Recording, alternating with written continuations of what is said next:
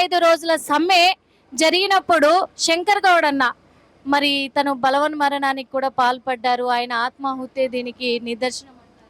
ఇప్పుడు ఆయన లేని లోటు అనేది చాలా వాళ్ళ కుటుంబానికి ఇప్పటివరకు ఆయనకి ఇల్లు కూడా లేదు. అటువంటి ఆయన చనిపోయిండు. అందరికి మా ఎంప్లాయీస్ అందరికి కూడా బాధనే. ఇంతకు ముందు ఉన్నోళ్ళు కూడా చనిపోయారు. ఈయన కూడా ఇప్పుడు అయినందుకు మాకు అందరికి బాధనే.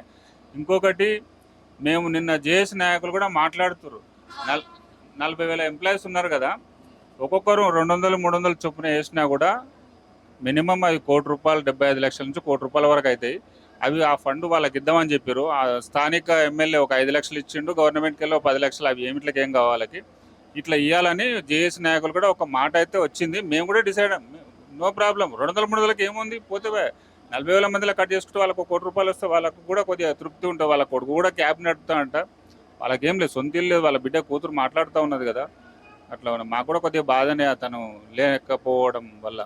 అంటే వాళ్ళ ఫ్యామిలీకి ప్రభుత్వం ఎటువంటి న్యాయం చేస్తే బాగుంటుంది అనుకుంటున్నారు? ఇవాళ ఏముంది, ఒక 50 లక్షలు ఇచ్చి ఒక ఇల్లు ఇస్తే ఏం నష్టపోయేది ఏం లేదు. గవర్నమెంట్కి ఏముంది, ఒక 50 లక్షలు ఆర్థిక సాయం, ఒక ఇల్లు ఇస్తే సరిపోతుంది. ఆ ఒక్క కొడుకున్నాడు, వాళ్ళ కూతురు కూడా, ఆమెకి 2 బిడ్డలంట.